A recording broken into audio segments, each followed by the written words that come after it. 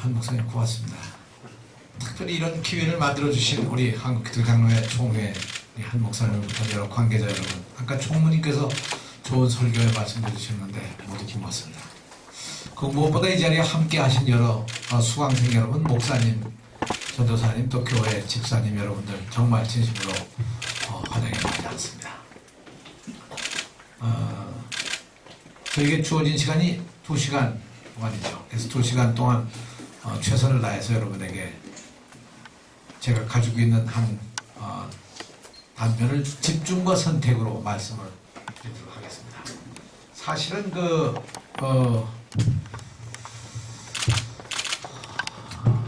이 강의를 어떻게 준비할까 고민을 좀 하다가 이 한반도 통일의 가장 중요한 문제점들을 몇 가지 우리가 확실하게 이해하고 가는 것이 좋겠다고 생각해서 그렇게 대체로 제가 준비했다는 말씀을 드리고, 이 PPT 자료를 중심으로 해서 말씀을 드리고, 후에 이 원고는 따로 함께 보시면 대체로 원고의 내용에 따라서 PPT가 준비되어 있기 때문에 참고가 되시리라고 생각합니다.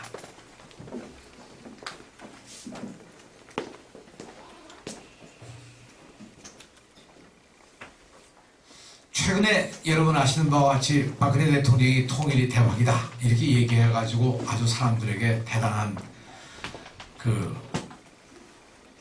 담론으로 회자됐죠. 독일에 가서도 역시 대박이라는 얘기를 해가지고 했는데, 제가 대박이라는 말 뒤에 물음표를 붙였습니다. 정말 통일이 대박일까? 그 통일을 대박이라고 하는 이유는 어디에 있으며 그 대박이라고 말하는 근거는 도대체 뭘까? 여기에 한 가지 우리가 생각할 것이, 대략 이렇게 이야기하는 사람들 논리 배경에는 북한이 곧 붕괴될 가능성이 있다. 북한은 붕괴돼야 된다. 그런 전제 아래 사실은 우리나라 통일 정책도 진행된 적이 있었고, 미국의 통일 정책은 더군다나 강력하게 그런 입장에서 진행되어 온 것입니다. 정말 북한은 붕괴될까? 붕괴될 수가 있을까? 한때 북한이 붕괴된다고 아주 철저하게 믿었었던 적도 있었습니다. 1990년대 중반에 미국의 정보부나 이런 정보기관에서는 북한은 곧 무너진다. 김일성 주석이 죽으면 바로 무너질 것이다. 1년 내에 무너질 가능성이 있다. 그러고도 안 무너지니까 2, 3년 내에 무너질 것이다. 그러고도 무너지지 않으니까 조만간 무너질 가능성이 있다. 그러다가 이제 부시 대통령 마지막에 와서는 북한 정권은 무너뜨려야 할 정권이다 이렇게 얘기한 것이죠.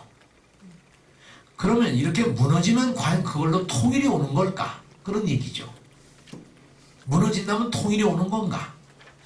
그러니까 통일이 대박이라고 할 때는 통일 자체가 어떻든 이루어졌으면 정말 대박이 어떤 통일이 대박이 되는 걸까 하는 것이 우리가 생각해야 될 하나의 과제입니다. 최근에 이 박근혜 대통령이 독일의 드레스덴의 대학에 가서서 명예박사 학위를 받는 장면입니다. 그리고 드레스덴에서 강연을 아주 힘차게 하시죠. 드레스덴이라는 곳은 독일의 이 통일, 베를린 장벽이 무너진 후에 처음으로 동서독의 총리가 함께 총리회담을 열었던 곳으로 유명합니다. 그래서 독일 통일의 한 새로운 면을 이 드레스덴에서 선포했다. 이런 의미를 가지고 있는데, 드레스덴은 참 비극적 역사의 추억을 담고 있는 곳입니다. 이 베를린에서 불과 몇십 킬로 남쪽으로 떨어져 있는 조그마한 도시인데요. 2차 대전 중에 이 독일이 의도적으로 했는지 모르지만 영국의 커벤트리라는 데 포격을 가해서 그 커벤트리 성당이 무너집니다. 지금도 무너진 대로 그대로 존재해 있습니다. 그러고 나니까 영국과 미국이 보복으로 포격을 가하는데, 이 포격을 가하는 것이 공교롭게도 드레스덴이라는 도시였습니다. 드레스덴의 포격을 엄청나게 가해서요, 훗날 그 장소를 이제는 이 드레스덴이라는 도시가 아주 황폐해졌기 때문에 새롭게 지도를 그리고 건설을 해야 된다 이렇게 얘기할 만큼 폐허가 됐었습니다. 여러 가지 설이 있습니다만 대체로 한 20만 명 이상이 죽었다고 그렇게 얘기합니다. 그것은 히로시마에 죽었던 숫자보다 더 많습니다. 이런 보복적인 것에 의해서 드레스덴에 이런 비극이 있는 곳, 그리고 어쩌면 독일 통일이라고 하는 것이 실제로는 서독이 동독을 흡수 통일을 한, 경제력에 의해서 흡수 통일한 그런 예가 있기 때문에 사실 드레스덴이라는 도시에서 대통령이 이런 연설을 했다고 하는 것은 단순한 선택이 아니라 상당히 정치적 의도가 깔려있는 것이 아니냐, 이렇게 해석할 수밖에 없는 것이죠. 저도 정치를 해봤습니다만 흔히 정치인이 어느 곳에서 누구를 대상으로 어떤 얘기를 하느냐 하는 것은 정치적 의도와 목적이 있는 겁니다. 그러면 드레스덴에서 이 강연을 한 데는 뭔가 배경이 있을 텐데 그 배경이 뭘까? 그렇다면 이것이 박근혜 대통령이 흔히 얘기하는 이 통일 대박론과 연관이 된다고 생각하면, 북한은 이럴 때 왜 이 드레스덴 강연이 있은 후 3일 만에 이 엄청난 이 미사일 공격과 이런 연습을 했었을까? 실제로 여러분 아까 우리 총무님도 그런 얘기를 하셨습니다만, 실제 이 대통령이 여기 가서 연설할 때 우리나라는 어떤 일이 있었습니까? 우리나라는 폴 드래곤 한미 군사훈련이 정말 아주 엄청난 규모로 벌어지고 있었죠. 이 엄청난 군사훈련이 한편을 벌리고 대통령은 독일에 가서 통일 대박론을 얘기하고 드레스덴이라는 이 주고받는 아주 엄청난 보복을 당했던 그 도시에 가서 연설을 하시고, 그리고 그곳은 아까 말씀드린 바와 같이 일찍이 이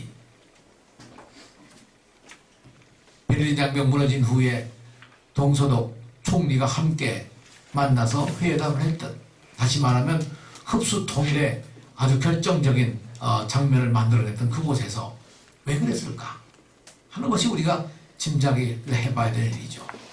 이때 그 북한이 그 미사일을 쏘고 그랬던 것이 단순히 북한만 한 게 아니라 우리도 엄청난 사실상 훈련을 하고, 그 훈련 내용은 1993년 팀 스피릿 훈련 이후에 가장 규모가 크고 격렬한 훈련이었습니다. 내용 가운데는 평양을 점령했을 때의 상황을 가상한 훈련이었다고 그렇게도 얘기합니다. 이런 상황 속에서 우리는 이 대통령의 이런 행보를 우리가 볼 수가 있는 것이죠. 근데 이제 한번 돌이켜봅시다. 우리 통일이라는 것이 과연 어떤 상황에서부터의 통일을 얘기하는 건가? 이 얘기를 하려면 우리는 1945년 그저 제일 가까운 곳으로 간다면 해방될 때 이야기를 하지 않을 수가 없죠. 일본 항복을 하는 장면입니다. 미군 함정 위에 이 일본의 육군 참모총장이 정복을 입고 항복 문서에 이 서명을 하는 장면이죠. 앞에는 메가더 장군이 딱 버티고 서 있죠. 이 장면을 보면 여러분 무엇을 생각하는지 모르겠습니다만, 이 일본의 패망이라고 하는 것과 우리는 어떻게 됐을까? 우리도 같이 패망한 겁니다. 우리는 승전국이 아니었습니다. 일본과 함께 패망한 국가로 인정이 된 거죠. 연합국이 이 패망, 2차 대전 이후에 이 문제를 해결하기 위한 논의를 할 때 사실 처음에는 일본을 분할 통치하는 것이었습니다. 그래서 소련이 일본을 35도 위쪽으로, 35도 위쪽으로, 그러니까 홋카이도 섬 위쪽으로, 그쪽을 소련이 점령하고 지배하고, 남쪽은 연합군이 어떻든 지배하는 것으로 됐었는데, 일본을 분할하는 것을 반대한 게 역시 미국이었습니다. 그리고 역시 분할은 일본이 아닌 한국이 된 거죠. 이게 우리들의 하나의 비극입니다. 그래서 이 1945년 이 일본이 패망을 하고 이런 역사가 이루어질 때, 그때 전후에서 1945년 8월 8일 해방되기 일주일 전에 소련군이 북한으로 진주에 들어와서 점령을 하고, 그렇게 점령을 하니까 미국이 급해졌습니다. 해방되기 나흘 전 8월 11일 소련에 대고 38선을 중심으로 분할 통치하자 이런 제의를 합니다. 사실은 남북분단은 이때 공식적으로 나온 얘기죠. 8월 11일 미국이 소련에게 분할 통치하자. 어느 걸 중심으로? 38선을 중심으로. 이렇게 하고 결국 미군이 이제 그 후에 3개 사단이 들어오게 되는데 들어올 때가 9월 7일 미군이 3개 사단이 들어와서 남한 전체를 점령을 하고 그때부터 군정을 시작을 합니다. 메가더 사령관이 내놓은 군정 포고령 제1호, 제2호를 보면 끔찍합니다. 이것은 우리는 완전히 다시 일본 식민 통치로부터 미 군정 식민 통치로 들어가는 그런 상황이었습니다. 그리고 그 이후에 1950년 1월 이후에 1950년 1월 미국의 국무장관인 애치슨이 이 미국의 안보 방위선을 그으면서 한반도를 미국의 안보 방위선에서 제외합니다. 이러면서 바로 6.25 전쟁으로 우리는 빠져들고 말죠. 6.25 전쟁이 3년 동안 진행된 이후에 1953년 7월 27일 한국 전쟁 정전협정을 체결하게 되는데 이 정전협정을 체결한 이후 지금까지 60년이 넘도록 우리는 이 정전 체결 상태 아래서 살고 있는 겁니다. 지금도 우리는 정전협정 체제 아래 있는 겁니다. 변함이 없는 겁니다.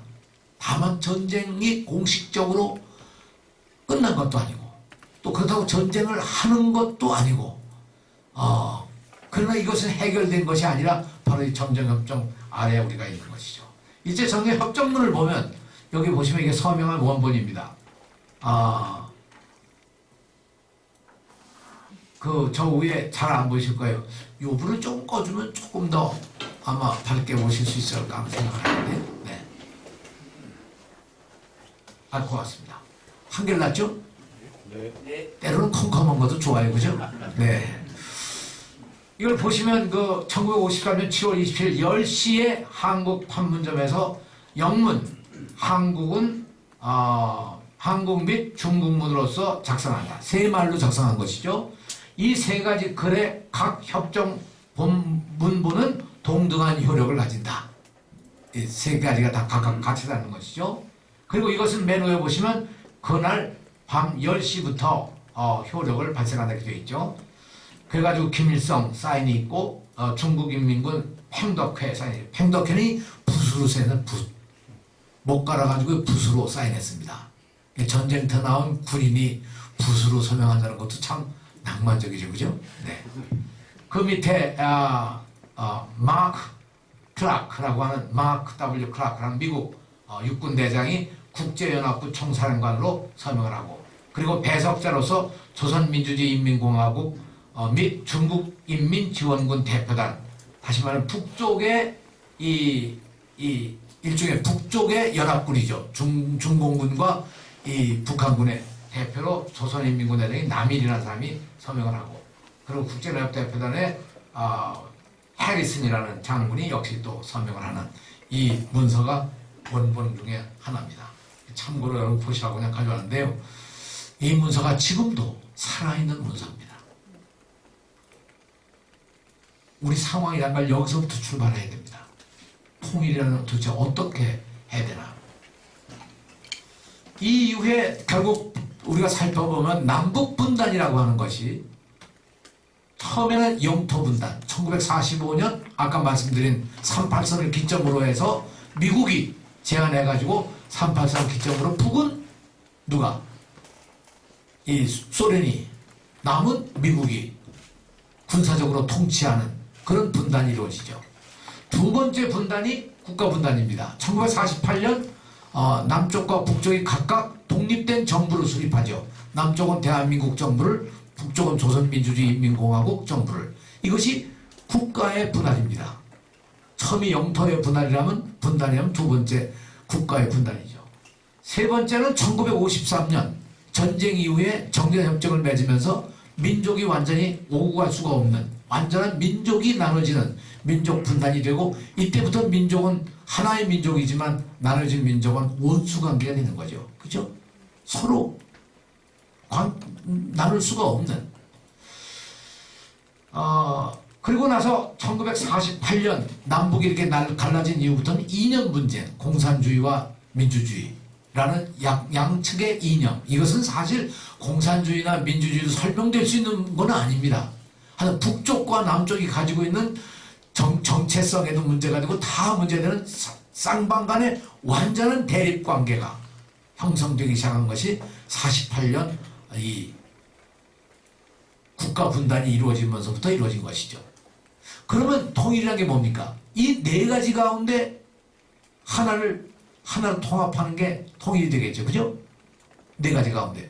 국토를 통일하든, 정부를 통일하든, 또는 지금 53년도에 정전협정을 깨서 정말 그 전쟁의 상처를 다 씻고 과거로 돌리든, 아니면 이념적으로 정말 서로가 다 통합이 되든, 어느 하나라도 통일이 된다면 통일의 단계에 접어들었다고 볼 수가 있겠죠. 그렇지 않습니까? 이 네 가지 관점에서 우리가 볼 수 있습니다. 그러고 보면 여기서 이 민족의 원죄가 뭐냐? 이 분단이 민족의 원죄다. 이것을 얘기한 것이 1988년 한국기독교교회협의 선언문에서 나온 말입니다. 원죄. 성서적인 표현입니다만 우리의 원죄는 분단이다. 근데 사실 원죄는 그렇게 얘기하면 씻을 수가 없는, 해결할 수가 없는, 그렇죠? 불가역적인 그런 의미로도 통해서 사실은 꼭 적절한 표현이냐 하는 거에 대해서는 저는 의문이 있습니다.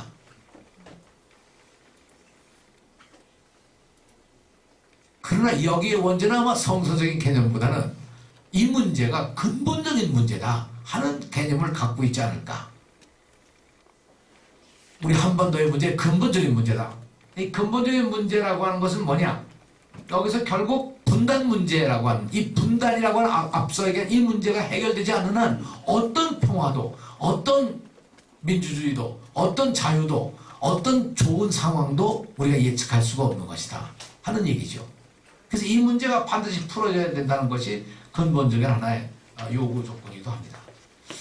이때 이런 상황 안에서 여러분이 아마 아시겠습니다만 한국기독교교회협의회가 발표한 1988년 한국교회 한반도 평화와 통일을 위한 한국교회 선언이라는 이 엄청난 문서인데, 이 문서의 내용은 제가 오늘 여기 시간이 없어서 검토를 하지 못하고 그냥 지나갑니다. 다만 그 문서에서 생산된 그 후속 조치들을 보면 그 하나가 문익환 목사님이 김일성 주석과 회담을 하고 만들어낸 내용 가운데 가장 중요한 핵심이 여기 5가지입니다. 금년이 문익환 목사님 돌아가신 지 20년입니다. 문 목사님이 이 일을 하신 것이 엄청난 일이었고 이것이 역사를 바꾸어내는 구체적인 역할을 했던 것이죠. 한국기독교교회협의회 선언이 나온 지 꼭 1년 후의 일입니다. 올림픽이 열린 지 꼭 1년 후의 일이죠. 그러나 이때 굉장히 살벌했던 시기였습니다. 학생들은 막 분신자살하고 막 그럴 때였거든요. 그 상황 속에서 이 문익환 목사님이 만든 합의라는 것 가운데 5가지. 첫째, 남북이 유엔에 동시 가입하고 미일 중러의 교차 승인을 하자. 동북아의 외교 관계를 풀자는 거죠. 적대적 관계를 풀자는 거죠. 이 적대적 관계를 푸는 가장 중요한 것이 한반도를 중심으로 중국과 러시아와 남한이 수교를 하고 북한은 일본과 미국과 이런 어떤 교차 승인을 한다. 뭐 이런 내용들이죠. 유엔에 동시가입한다. 이 문제도 논란이 참 많았습니다. 동시가입이라고 하는 건 결국 분단의 고착화가 아니냐. 이건 통일이 아니다. 아까 말씀드린 4가지 통일에 전혀 근접할 수 없는 내용이니까 이건 받아들일 수가 없다. 뭐 이렇게 논란도 많았고요. 남북 간에 이건 아주 쌍방간이 모두가 다 그런 반대 의견들이 컸었습니다. 근데 그럼에도 불구하고 이 문제를 해결하게 된 것이 결국은 2번째, 통일의 단계적, 점진적, 평화적으로 추진한다. 이것이 획기적인 변화였습니다. 그때까지는 통일이요, 다. 우리가 이해하는 건 북은 적화 통일, 남쪽은 북진 통일이었거든요. 그거의 일념으로 오다가 이제 비로소 여기서 차츰 바뀌기 시작하는 것이 북이 바뀌었습니다. 그래서 통일을 단계적, 점진적, 평화적으로 추진할 수 있다. 이것이 김일성 주석이 이때 내놓은 하나의 새로운 원칙이었고 이때부터 결국 통일이 평화적 방법으로 가기 시작한 것이죠. 더 중요한 것은 군사회담뿐만 아니라 경제협력회담을 병행하자. 이 병행론입니다. 그러니까 군사정치적으로만 자꾸 한반도 문제를 풀려고 그러지 말고 경제협력 분야도 같이 하면서 풀자. 이렇게 풀어가야 양쪽이 결국 두 개의 바퀴가 돼서 우리 이 문제를 잘 풀어갈 수 있지 않겠느냐 하는 문제를 이 문익환 목사께서 제안을 하셨죠. 그 다음 얘기가 더 중요합니다. 어떤 상황이 일어나더라도 간 군사훈련을 하든지 뭔지 어떤 상황이 일어나더라도 남북대화를 절대 중단하지 말자. 사실 이 4번 항이요, 남북관계를 풀어가는 데서 문익환 목사님이 기여한 큰 공적이 있기도 합니다. 이거 보면 오늘날 상황을 여러분 금방 아실 수가 있죠.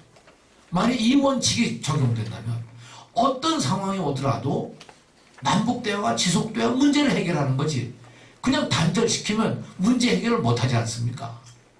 저는 접근할 수가 없잖아요. 이게 가장 중요한 하나의 포인트이기도 합니다. 5번째, 남북대화에 영향을 주는 주체사상 등을 제고해달라. 이 점에 보면 문 목사님은 좌파가 아닙니다.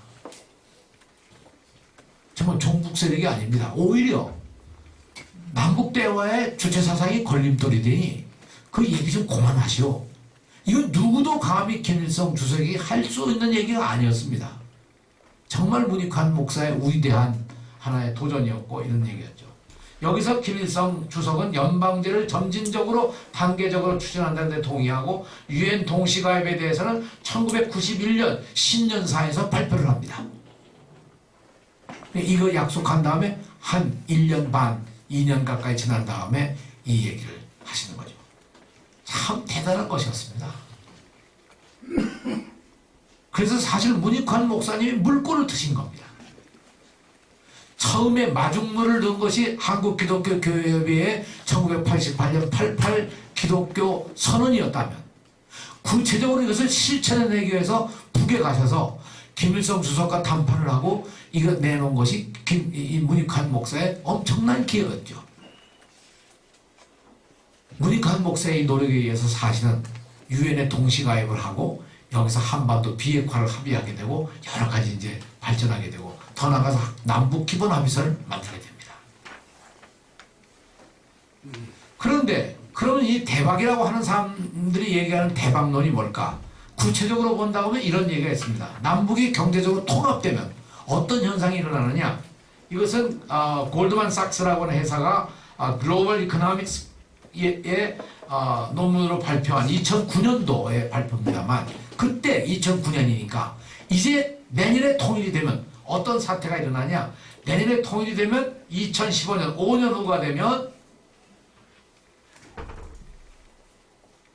GDP 총 생산량이 1조 6,400억 10년이 되면 2조 700 그렇죠? 70억 2조 달러 만일 20년이 되면 3조 2천억 달러 대개 이게 이제 20년이 되면 이 정도 수준이면 어느 정도 되냐면 대개 국제사회에서 본다고 하면 독일보다 비슷하거나 독일보다 우위가 하는 정도입니다. 세계 경제력으로 본다면 4위 내지 5위 되는 거죠. 물론 다른 나라가 그대로 간다고 치고요. 지금 상태에서 더 발전하지 않고 발전해봤자 또 실제 세계 경제성장이라는 것이 미국이나 대개 다른 선진국에 보면 경제성장률이라는 것이 거의 뭐 1% 미만이기 때문에 실제로 그렇게 큰 변화가 없습니다. 그러니까 이렇게 본다고 하면 정말 우리는 엄청난 일이죠. 통일되면 이게 얼마나 대단합니까? 1인당 GDP, 1인당 국민소득이 얼마가 되느냐? 통일된다면 5년 후가 되면 통일 한국은 22,000불, 10년이 되면 28,000불, 30년, 20년이 되면 43,000불. 우리 남쪽만 생각한다면 당장 5년 후에, 통일되면 5년 후에 32,000불 소득, 10년이 됐을 때 4만 불 소득, 20년이 됐을 때 5만 4천 불 소득이죠. 어마어마한 겁니다. 우리만 대박이 아니라 북한도 되느냐. 북한 사람들이 지금은 5년 후가 되면 1인당 2천 불, 이것이 나중에 2030년 20년이 되면 20년 후는 2만 3천 달러가 된다. 놀라운 얘기입니다. 이게 우리의 얘기가 아니라 골드만삭스가 발표한 내용이거든요. 그럼 이 수치만 보더라도 어마어마한 발전이 되겠죠. 참 대단한 겁니다.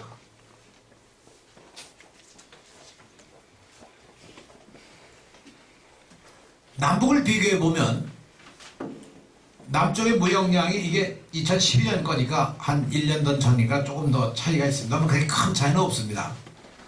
남쪽의 무역량이 총 수출 수입을 총합해서 1조 6,675억 불이라면 북이 한 89억 불. 이거대로 비교한다고 그러면 무역량으로 비교할 때 북은 우리의 100분의 1도 안 되는 거죠. 부존자원으로 보면 우리가 36억 불인에 반해서 북쪽이 3조 4,249억 불. 부존자원, 지하자원으로 본다면 뭐 어마어마하게 북쪽이 많고 우리 형편없이 적은 거죠. 우리는 지금 무역량이 많고 북은 무역량이 적지만, 그렇죠? 이 지하자원으로 본다면 북은 어마어마한 양이고 우리는 아주 형편없이 작은 거죠.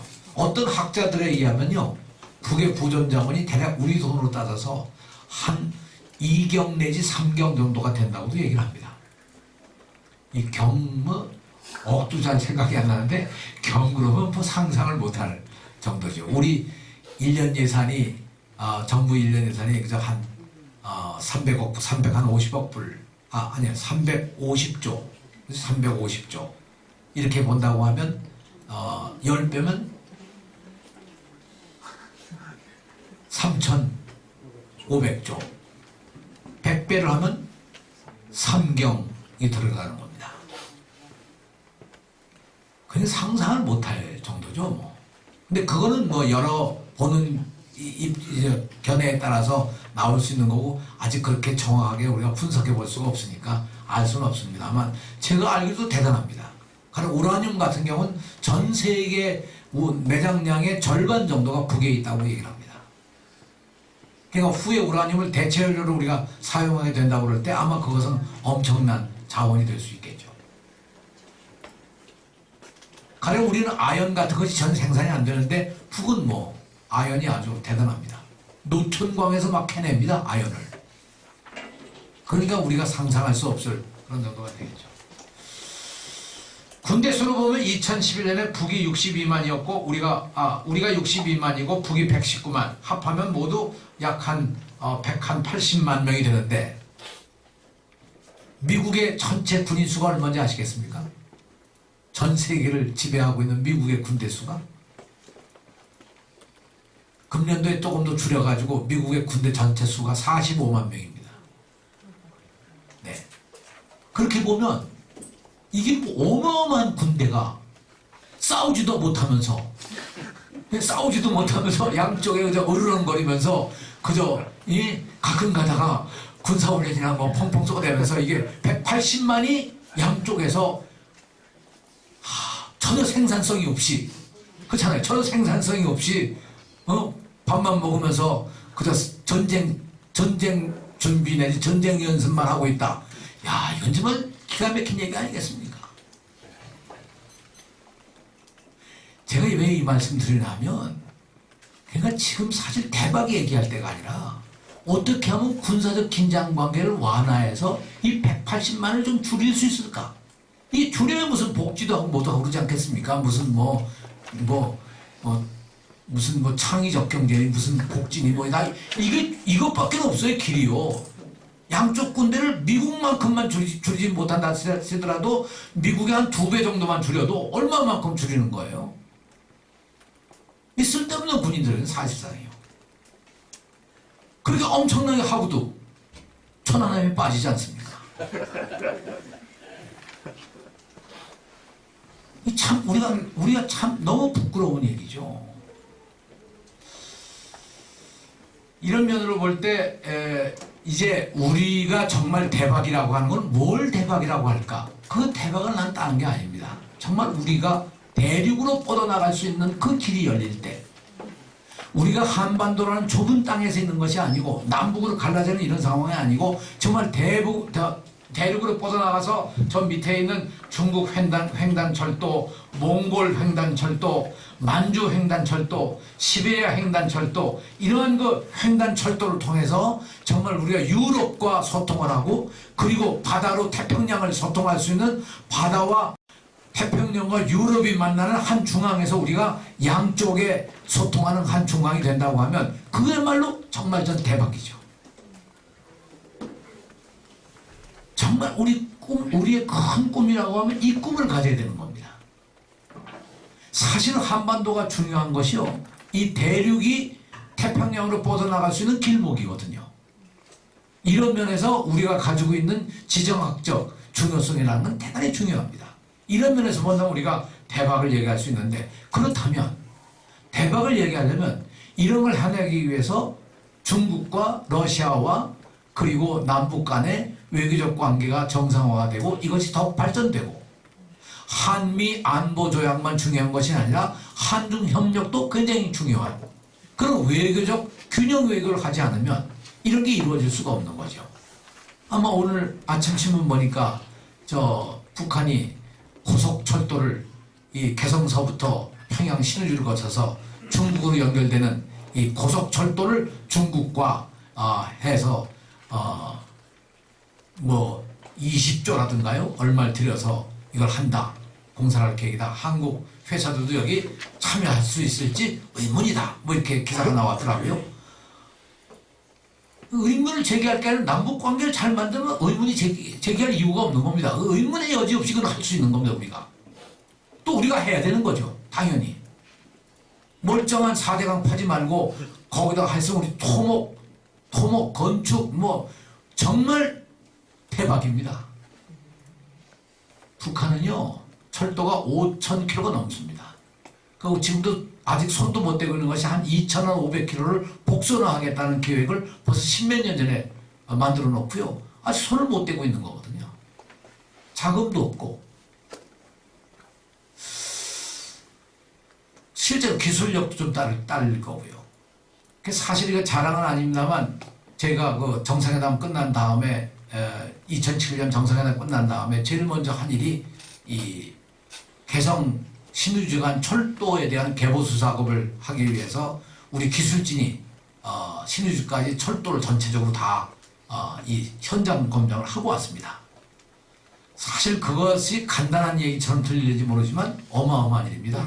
철도는 군사시설이기 때문에 적대적 관계에 있는 나라에 절대로 개방을 하지 않습니다. 그것은 목적 자체가 다르기 때문에 우리 전문 기술자가 가서 전체적으로 검토를 하고 왔습니다. 그러니까 그런 게 많이 된다면 얼마나 좋았겠습니까? 참 억울하게도 그게 아직 진행도 못 되고 있는 거죠. 자, 이런 상황입니다. 그러면 통일이 어떻게 될 거냐, 여기에. 여러분 사람들이 여러 가지 얘기를 하지만 통일이 정말 된다고 하면 정말 이것은 아주 바람직한 일인데 국회 입법조사처가 2010년에 만든 한반도 통일비용 쟁점과 과제라는 논문에 따르면 2015년부터 2030년 사이에 통일을 가상할 경우 10년간 통일비용이 들어가는 것은 GDP 대비 6.6% 내지 6.9%가 들어가는 반면에 통일을 통해서 얻어지는 편익이 얼마냐? 이것은 GDP 대비 11.25%라는 거죠. 그럼 약 5%가 플러스입니다. 그렇죠? 통일의 비용보다 통일의 편익이 훨씬 더 많은 거죠. 그러면 지금 예를 들어서 우리가 1조 1천억 달러가 우리 전체 국민 총생산량이라 GDP다. 그럴 때 11%라고 한다면 약 한 뭡니까? 아까 1조 달러라고 했죠, 제가? 네. 1,000억 불 이상의 이 편익이 만들어지는 거죠. 근데 이렇게 생각해보면 사실상 통일이라는 것이 대박이다. 이렇게 설명할 수도 있을 겁니다. 그러나 이명박 정부도 여러분 보세요. 통일비용 준비해야 된다. 통일 항아리 만들자. 우리 옛날에 어머니들이 다 어려울 때 저 밥하다가 쌀 한 숟가락씩 이렇게 해서 성미를 했던 것처럼 전 그 경험했습니다. 어렸을 때요. 그거 했던 것처럼 친구들이 항아리 만들어서 돈 넣어서 그거 가지고 통일 뭐 하자. 아니 통일 비용을 여기서 따져보면 GDP에 10년간 들어갈 통일 비용이 약 6.6%라고 하면 1조에서 6.6%라고 하면 얼마가 되겠습니까? 660억 불. 10년간 660억 불을 10년으로 나누게 되면 1년에 66억 불이죠. 그럼 실제로 우리가 따질 때 통일비용이 얼마가 들어가느냐는 여러 계산법이 있습니다만 그런 걸 뭐 따지지 말더라도 어떻든 통일비용보다는 통일편익이 훨씬 많으니까 우리가 이건 남는 장사 아니겠습니까? 이러고 보면 대박입니다. 그러나 이렇게 이르기 위해서 과연 우리가 어떻게 해야 될 것이냐 하는 게 우리의 과제죠. 이래서 여러 가지 시도와 노력이 있었습니다. 아까 문익환 목사님이 그렇게 하신 이후에 정말 대대적인 남북 간에 합의된 가장 중요한 합의가 바로 1991년 12월 13일에 서울에서 만들어졌던 남북기본합의서입니다. 이 남북기본합의서는 88년에 한국기독교교회협회가 내놓았던 제안, 한국교회 선언 플러스 문익환 목사님이 89년에 했던 4.2 선언, 이 내용이 중심이 되어서 만들어진 것이 남북기본합의서라고 생각하시면 됩니다. 굉장한 이 내용을 담고 있는 것이 남북기본합의서가 노태우 대통령 때 이루어집니다. 여기에 주요 내용들을 보게 되면 대략 이런 겁니다. 91년도에 남북기본합의서 통일을 지향하는 과정에서 형성되는 특수관계, 이것이 남북관계다 하는 걸 법으로 아주 규정을 합니다. 남북은 뭐냐? 통일을 지향하는 과정에서 형성되는 특수관계다. 이것을 위해서 상대방의 체제, 사상과 제도를 인정하고 존중한다. 군사적으로 불가침을 보장하고 군비를 감축해 나가도록 한다. 군비 감축을 실현한다.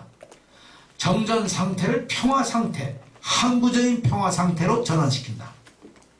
판문점에 연락사무소를 설치한다. 처음에 제가 말씀드렸던 분단의 여러 가지 내용들을 상당히 극복한 결정적인 내용인데 이게 사실은 한국기독교교회협회, 한국교회가 이 문제를 열었던 그 내용들을 다 담고 있는 겁니다. 그러니까 이 남북기본합의서라고 하는 것이 만약 이대로 잘 이루어졌다면 지금쯤은 정말 우리가 얼마나 멋있겠습니까?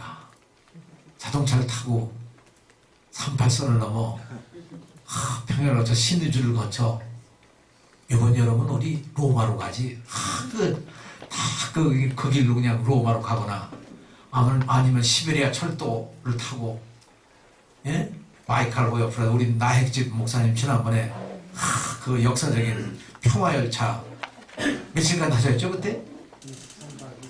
23박 24일. 저는 못 갔습니다. 갔었어야 되는데 그때. 참 꿈 같은 얘기 아니겠어요? 근데 이게 안 됩니다. 여기서 중요한 것이 저는 이런 합의를 하는 게 중요한 게 아니고 노태우 대통령 당시에 내걸었던 이 인식의 전환입니다. 남과 북이 뭐냐?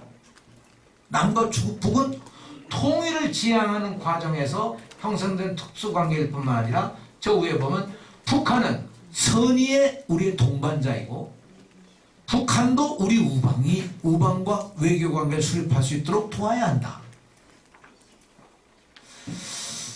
사실 그 노태우 대통령 당시에 통일의 이 가장 근본적인 걸 다 불러봐 놨습니다. 이 엄청난 합의, 이 합의를 이룰 때 사실 또 배경이 있어요. 사실은 북한이 굉장히 어려워졌을 때입니다. 왜 그랬을까요? 이 당시가 91년이 독일이 통일이 되고 소련이 붕괴되고 연방으로 갈리고 동구라파 사회주의 국가가 다 무너져서 변화되고 그래서 사실은 북한이 기댈 언덕이 없었을 때입니다. 그러니까 그때 정말 딱 붙들어서 이걸 계속해서 했으면 문제가 해결됐을 겁니다.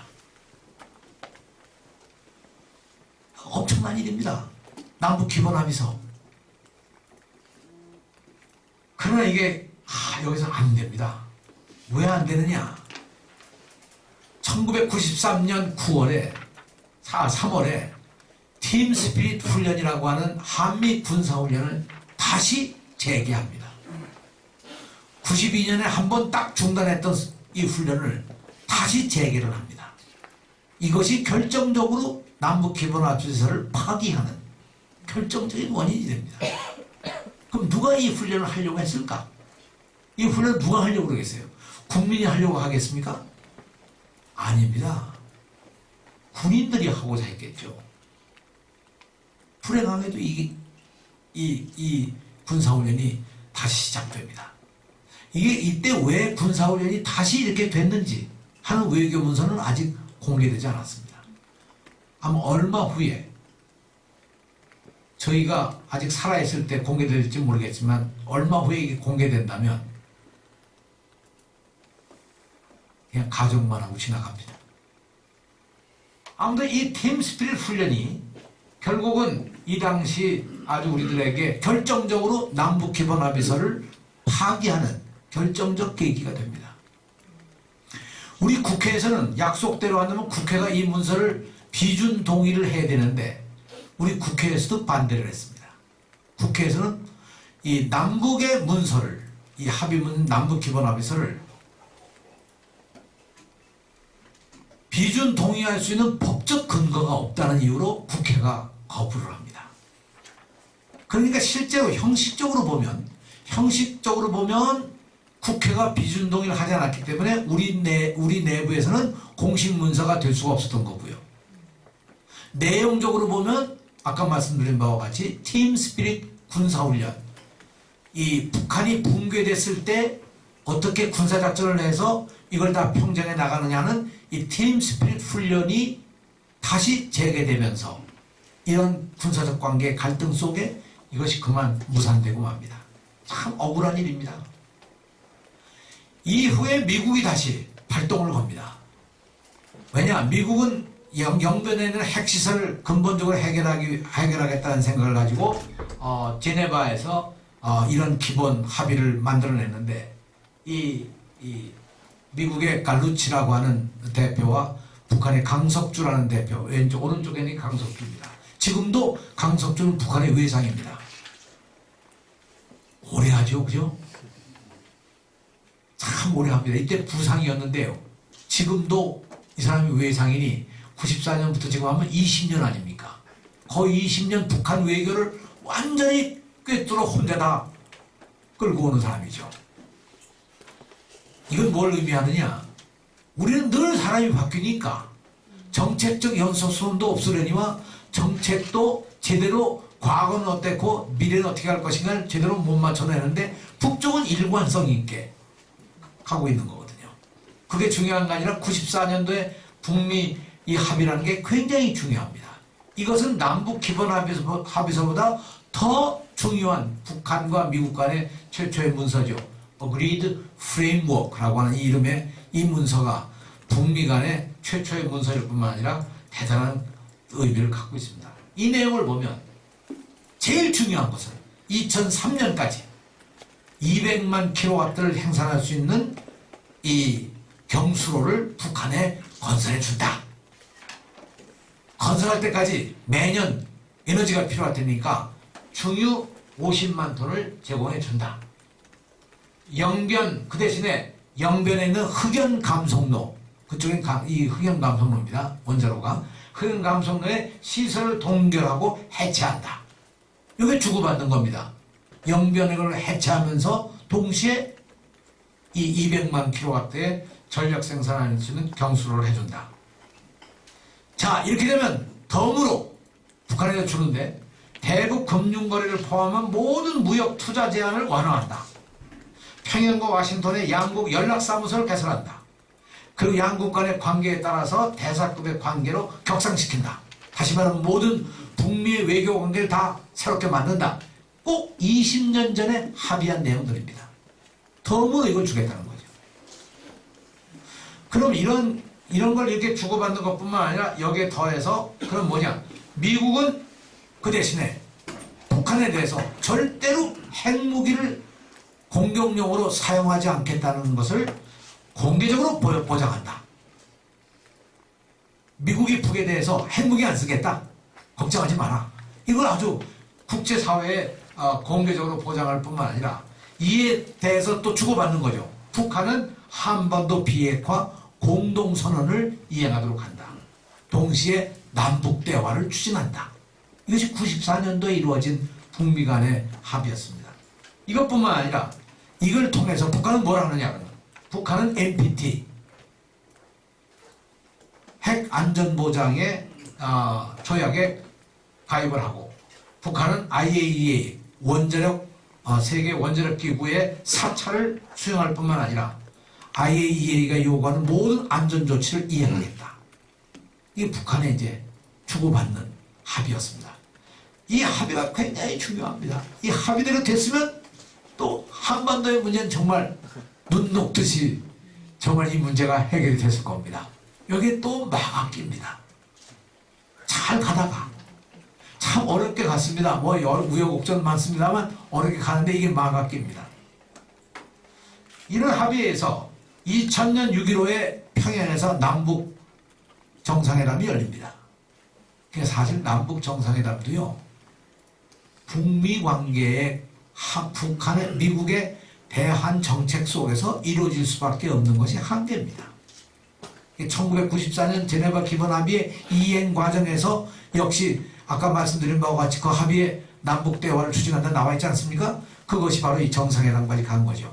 대단히 성공한 겁니다. 6.15 정상회담, 이것은 아까 문익환 목사님이 채택했던 사의선언이나 혹은 91년에 나왔던 남북기본합의서의 내용의 가장 핵심적인 부분, 제일 중요한 우리가 남쪽의 연방제와 북쪽의 낮은 단계의 연방제와 남한의 국가연합제도가 서로 공통점이 있다. 이 길로 우리가 통일의 길로 가자. 그 점진적으로 평화적으로 간다는 표현이거든요. 무력을 사용하지 않는다. 그거 아니겠습니까? 우리가 공통점이 있다. 낮은 단계의 연방제라는 말이 이해하기 어려우실지 모르겠습니다만 이것을 문익환 목사님 때부터 사실 끌어낸 하나의 용어였고 하나의 중요한 기회였습니다. 사실 문 목사님이 참 위대한 일을 하셨습니다. 우리 기장은 아니죠. 저는 기장 목사가 아니고 저도 가끔 착각을 합니다. 이렇게. 사실 우리 속에 뭐 없죠. 뭐 아닌가 뭐 교파를 나눠놓고 봐야 그게 뭐겠습니까? 아무 의미 없는 건데.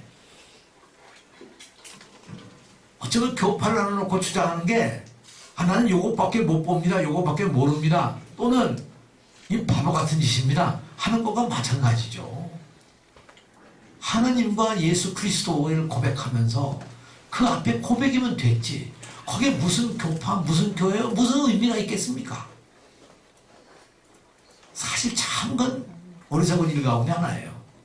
그래서 제가 이 여담 비슷합니다만 제가 기장 총무하시는 분들 김상현 목사님께도 내가 뵙고 과거에 저 총무에 오실 때마다 내가 우리 한국에 이제쯤이면 연합교회 한번 만들어 보지 않겠습니까? 아직 우리가 교단을 통합한다는 게 쉽지는 않지만 우선 큰 틀에서 연합이라는 것부터 해봅시다. 아니 남북 간에 국가연합도 하자는데 교회 간에 교회 연합도 못한다면 이거는 정말 뭐 아무것도 아니지 않냐 우리가. 연합교회라는 걸 이제 이 캐나다 같은 경우는 유나이티드 처치입니다. 이 과거형을 해서 The United Church라고, 호주는 The Uniting Church입니다. ing 쳐서 진행형으로 쓰고 있는데요. 나는 그 유나이팅이 맞다고 생각합니다. 늘 같이 연합해가는 그 과정 속에 있는 교회들이죠. 서로 다르지만 서로 차이가 있지만 그럼에도 불구하고 우리가 함께 간다는 아주 구체적인 하나의 큰 틀을 만들어 놓고 간다고 하면 그것도 바람직한 일 아니겠어요? 만약 통일됐을 때 교회의 모습을 생각한다면 지금부터 그 준비를 해야 된다고 생각합니다. 거기 가서도 그야말로 제각각 우리 교파, 우리 교회, 내 교회, 내 교회, 내 땅, 내 땅에서 갈라가지고 만일 점령해가기 시작한다면 그거야말로 저는 불행한 역사의 반복이 아닐까 그 반복을 우리는 좀 안 했으면 좋겠다는 생각입니다. 이 6.15 선언에 가장 중요한 건 남북이 향해 가야 할 통일과 평화의 목표를 분명하게 제시한 거죠. 목표의 제시입니다. 몇 가지 내용도 있지만 그렇게 이렇게 생각하시면 됩니다. 그리고 여기서뿐만 아니라 미국의 이 올브라이트 국무장관이 처음으로 북한을 방문해서 김정일 국방위원장과 회담을 하고 북한의 조명록 차수라는 것이 군의 2인자인데 실질적으로 북한의 2인자입니다. 조명록 차수가 김정일 국방위원장을 대리해서 미국에 가서 클린턴 대통령과 회담을 하죠. 이 역사적인 회담을 통해서 사실은 북미 양자의 정상회담을 한다. 이 합의까지 합니다. 북미 양자의 정상회담.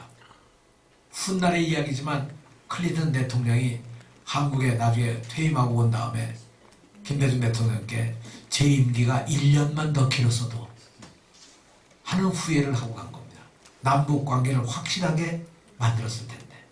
그때 북미 정상회담이 열리고 북미 외교관계가 수립됐었다면 나는 핵실험도 일어나지 않았을 것이고 천안함 사태도 일어나지 않았을 것이고 지금의 오이사 사태도 없고 이런 아주 정말 획기적인 변화가 이루어졌을 텐데 우리 운명이 그렇게 안 되는 거죠.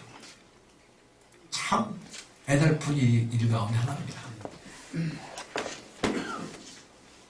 임기의 한계 때문에 클린턴이 방북을 못하고 끝나죠. 제가 바로 재임하고 있었을 때입니다. 참 안타까웠습니다. 그게 어떻게 됐었으면. 마감기입니다. 드디어 2002년 잘 나가던 여기에 아주 재를 뿌립니다. 누가? 제임스 켈리라고 하는 미국의 특사가 강석주와 회담을 하고 2002년 4월 4일 평양을 방문한 다음에 와서 소위 켈리 보고서, 켈리 리포트를 내는데 그 리포트 안에서 한 얘기가 북이 고농축 우라늄을 하고 있다 라고 북이 자백을 했다. 그렇게 보고를 하고 미국이고 전 세계가 다 깜짝 놀랍니다. 이 폭탄도 이만저만 폭탄이 아닙니다. 이걸로 다 끝나는 겁니다. 1994년 제네바 기본 합의로부터 합의한 내용부터 정상회담에 이르기까지 모든 그동안의 한반도 문제를 해결하기 위한 거의 그 10여 년 동안의 정말 줄기찬 노력들이 그만 깨지고 맙니다.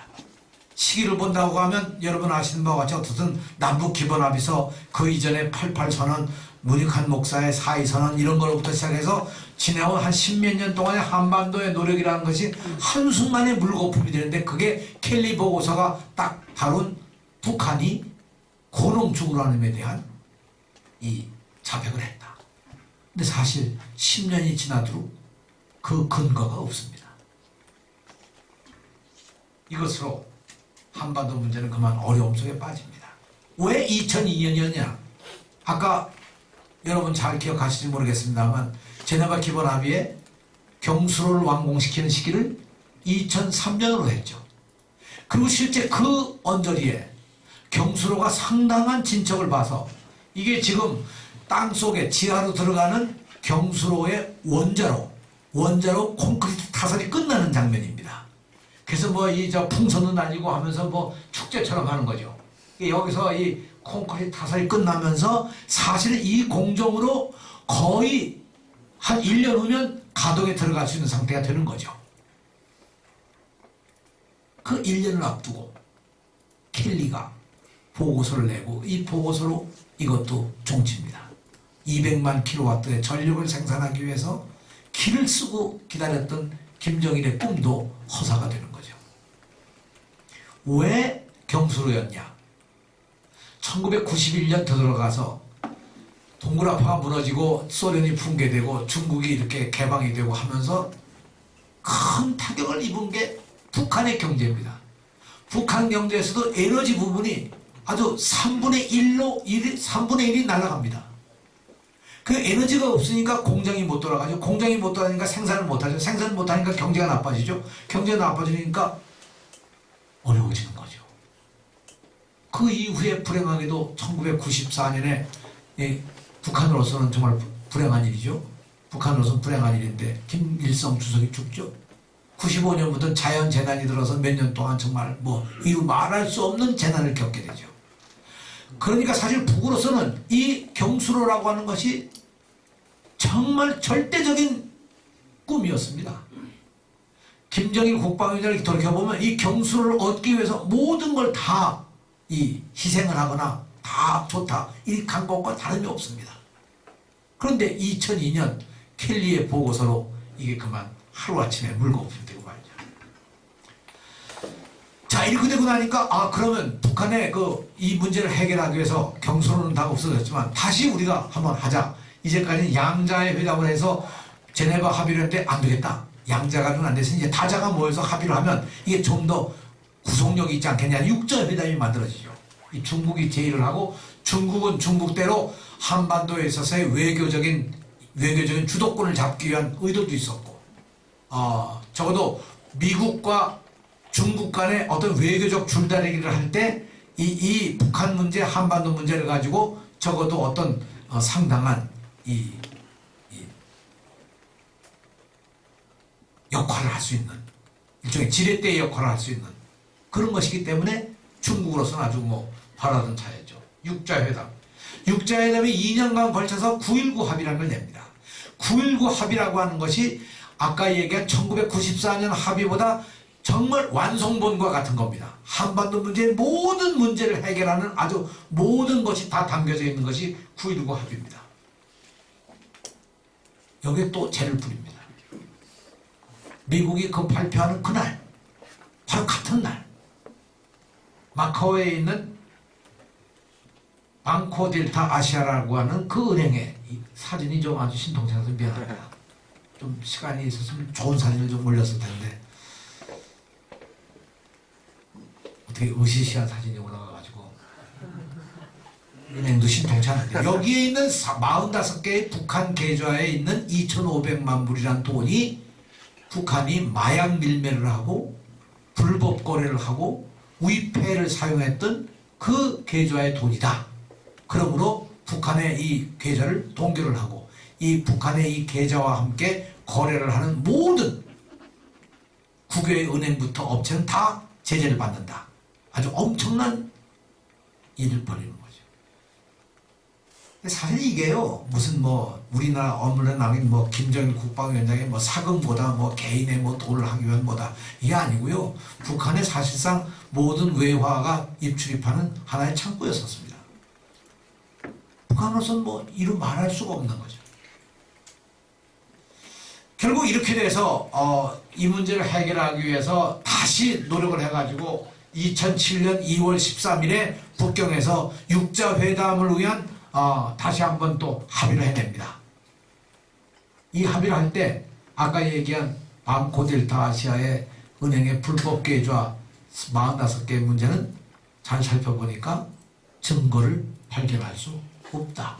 그렇게 미국이 발표하고 그냥 흐지부지 간 겁니다. 그럼요. 아니면 말고요. 힘 있는 놈은 다 그렇게 돼요. 없는 놈이나 이게 다 죽는 거죠. 정치인들도 힘 있는 사람들은 다 아니면 말고 아닙니까? 이제는 아니면 말고도 안 해요. 그냥 싹 입 딱 씻는 거 아니에요. 참 이때 보십시오. 저 5개 실무그룹 위에 이걸 30일 내에 가동한다. 한반도 비핵화, 북미 관계 정상화, 북일 관계 정상화, 경제 에너지 협력, 동북아 평화 안보 체제 보십시오. 모든 걸 담고 있는 이 포럼을 만들어서 한반도 문제를 본격적으로 해결하자. 이 2.13 합의입니다. 다행스럽게도 제가 장관으로 있었을 때입니다. 이때 미국은 BDA 관련 대북금융 제재 문제를 완결하도록 한다. 왜? 증거가 없으니까. 그렇게 해야 될 거 아니겠어요? 왜냐면 일단 9.19 합의를 막았으니까. 그걸로 성공했던 거고 이제 세월이 지나서 하는 거죠. 그 60일 이내에 영변 핵시설 폐쇄 봉인을 하고 IA 사찰관이 복귀한다. 그 다음에 핵 포기 대상의 모든 핵 프로그램 목록을 협의한다. 대북 긴급 에너지 지원을 하고 일본은 납치자 문제 해결 이후에 참여하도록 하고 북미 북일 대화를 다시 개시한다. 이거 아주 완벽한 아까 얘기한 이 1994년 제네바 합의와 합의를 더 발전시켜서 완결본으로 만든 거죠. 이게 잘 진행되지 않습니다. 왜 안 될까? 미국의 정권이 교체됩니다.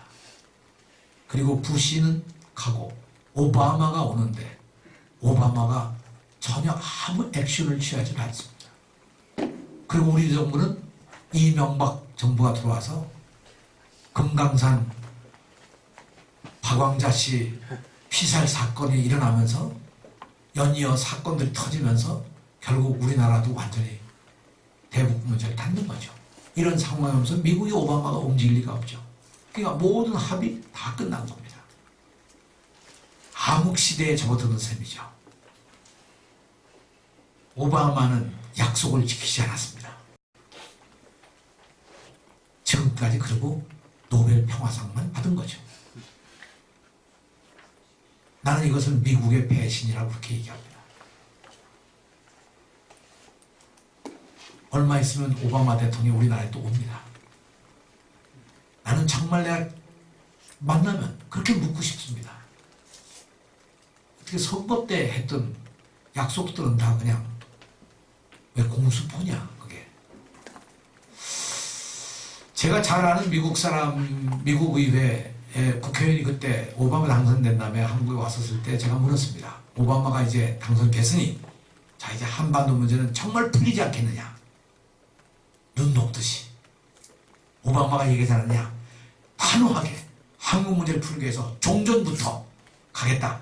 이제까지 했던 건 다 허송세월했다. 어떻게 60년이 되도록 정전협정이 그대로 남아있느냐. 안 된다. 이거 다 직접 대화를 통해서 문제 해결하겠다.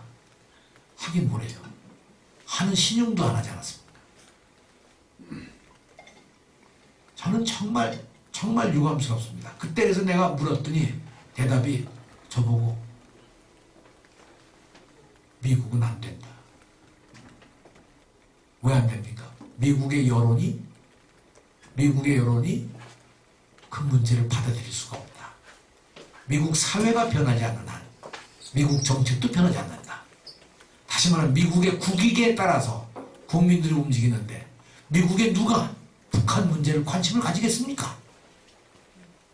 우리나라 교포들도 미국 사람 교포들도 아무도 북한 문제에 관심이 없는데 누가 그런 미국 사람들이 그걸 관심을 가지고 북미 관계 정상화하자 누가 그걸 받들어 주겠습니까?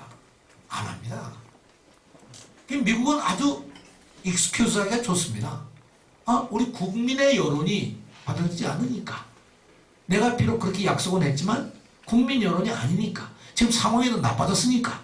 북한이 이렇게 잘못하니까. 그러니까 결국 이건 못한다. 물론 저는 북한의 잘못 있다고 생각합니다. 북한이 좀 더 적극적으로 이런 문제를 풀기 위한 더 적극적인 노력이 있었으면 훨씬 더 좋았겠죠. 그러나 어떻든 간에 이 약속은 지켜지지 않고 지금 가고 있는 것이죠.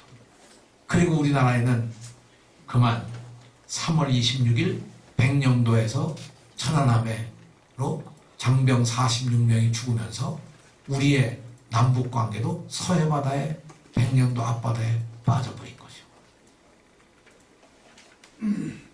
그리고 아직 천안함은 건졌지만 남북관계는 아직도 차가운 그 바닷속에 잠겨있는 것과 같은 상태라고 생각합니다. 하나도 변한 게 없습니다. 오이사 조치 지금도 그대로 버젓이 살아있는 거죠.